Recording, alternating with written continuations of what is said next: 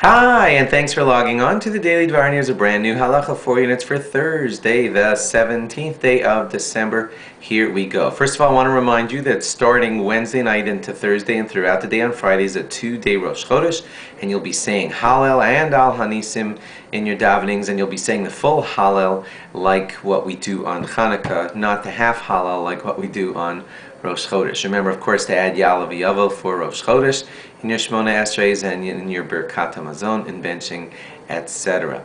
I'm going to tell you a law now that, thank God, does not apply to most of us, and that is in times of poverty, and most of us don't experience such poverty. Maybe we never know from such poverty. It's still interesting to know these laws because it kind of gives us the priority and pecking order of how things go in the rabbi's minds. If a person was very poor and had trouble affording challah for Shabbos and wine and candles for Shabbos and candles for Hanukkah, what would be the priority? So here's how it works. First and foremost, a person would spend the initial money that he had on challah for Shabbos. That would be first off. Then, second thing after that, if there was a little bit of money left over, he would spend the next amount of money buying candles for Shabbos. First, because the candle lights of Shabbos were always known to bring light into the home, and they bring shalom bayis, happiness into the home, because it's dreary and dark and prone to arguments when things are all dreary and dark. So Shabbos candles would come second. Then, third on the list, before wine,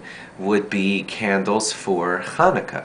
And that's because candles for Hanukkah involve Pirsumi Nisa, the broadcasting of the mitzvah, the miracle of Hanukkah, and that's of great, great importance. So that would be put in the order ahead of, and last on the list would be, lastly, the wine for Kiddush and Havdalah. Not that wine for Kiddush and Havdalah is unimportant, it's just that the Pirsumi Nisa, the broadcasting of the miracle of Hanukkah, takes precedence over that. If you were spending a little bit of money on your Ner Hanukkah first, you would only spend the little bit amount necessary for one candle, and that's because you don't have to have 8, on the 8th day. On any day, you can just get by with 1 if you were very poor. So you would just spend a little bit to get yourself a Hanukkah light, and then spend the rest for wine for Kiddush and Havdalah. Again, wine for Kiddush and Havdalah is very important.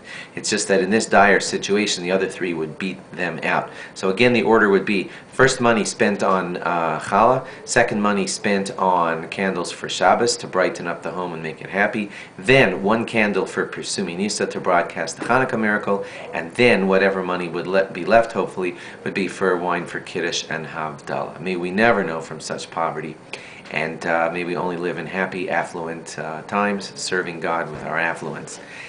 And have a very good Chodesh, a very great month, and we'll give you another law tomorrow. Bye-bye.